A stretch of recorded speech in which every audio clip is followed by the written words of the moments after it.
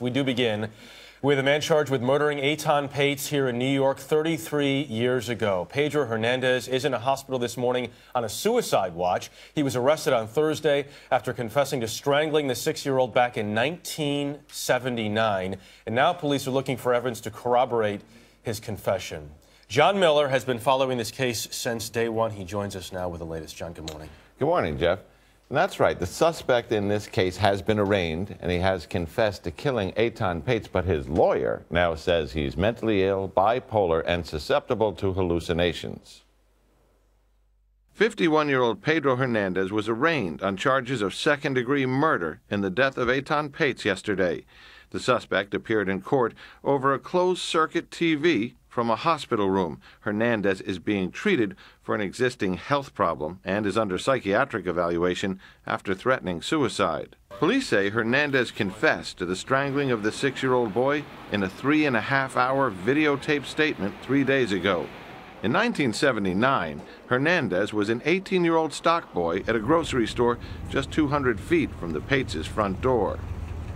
Excuse me, please. Etan's parents, Stan and Julie Patz, returned home Friday. Friends tell us news of the arrest is still sinking in. Please, man, leave them alone, please. Police made the arrest after receiving a tip from Hernandez's own family. The suspect's brother-in-law, Jose Lopez, says he has no doubt Hernandez is the killer and that the arrest has been a big relief to the family. I don't know what to think, really. It's somebody we knew, in the family, to do something like that, and this came out now. A law enforcement source told us that Lopez was, in fact, the man who brought the tip to New York City detectives weeks ago, after seeing news reports about police digging up a basement looking for Patz's body. He did the right thing, to confess. The investigation into the disappearance of Etan Patz was reopened in 2010. Police were working off a short list of suspects. Pedro Hernandez was not on it. So we can see already that the pathways are being carved out. Prosecutors are going to have to build that case with police to defend this confession and to hold it up. And the lawyer has already started with claims of hallucinations, bipolar disease, and other things to try and cut it apart. Interesting. I want to ask you about that. We also bring in Lisa Cohen now, by the way. She's the author of After Etan, the missing child case that held America captive. She's been a producer for CBS and also ABC. Lisa, welcome to you as well. John, let's talk about the claim of mental illness. How does that affect the defense? I think that is Defense 101, which is you have a guy who gives a clear and compelling, detailed confession.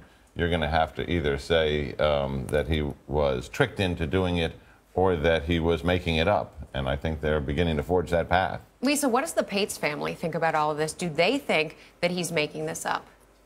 I think that they've just found out about this person. They'd never heard of him over the last 33 years, and I think they're taking it all in and trying to understand. I don't think they've come to any conclusions yet. Did they ever see him? No, in the neighborhood? No, well, I don't know that. I mean, they may be looking back through their memory and they may realize that, but at first glance, no. John, when it comes to connecting this individual to the crime, all they have right now is his saying that he's connected to it. How do they make a conviction here? Well, a confession in and of itself is not legally sustainable for a conviction, but it needs to be corroborated. So there's the low bar of corroboration. He confessed to taking a boy named Etan Patz. Well, one corroborating factor is a boy named Etan Patz did disappear. He did work in the deli a block away. He did know Etan Patz as a kid who passed through the neighborhood and so on. But they're going to look for more, which is how often did he make these statements? To how many family members? What exactly did he say? And over how many years? Are there people who worked in the store with him back then who remember, on that day, I remember he disappeared for half an hour. And when he came back, I said, where were you? And he said X. They're going to have to build around this. But, John, right now, he appears to be saying that he lured him in there and then immediately strangled him, which I know police are looking at and questioning and trying to get a little more information around exactly what happened.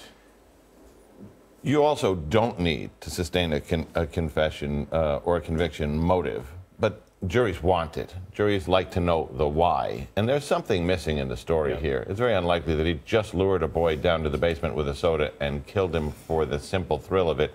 and then went his whole life without a serious crime again, there's probably something else there. Whether it was a sexual assault, he's dealing with the guilt by admitting to the crime, but the real motive probably has to do with shame, which, if his story is true, he hasn't confronted yet. Lisa, there have been so many stops and starts in this case over the years. The Pates have kept up hope this entire time that Etan's killer would be found. Do you believe that this is going to create some level of peace for them? Well, certainly not right away. I think it's going to raise a whole new level of stress. I mean, they are under siege right now by the press. They're sort of trapped in their home. They're dealing with all of these brand new facts that they had never heard before. Ultimately, certainly not certainly not, total peace. You never get over something like this, but they have always been looking for answers. Because they stayed in the same place for 33 years, hoping that Etan comes home. Never even changing their phone number. I don't think that today they think he's going to come home. At first, that was what it was. Thank you, guys. Lisa Cohen, John Miller, appreciate it.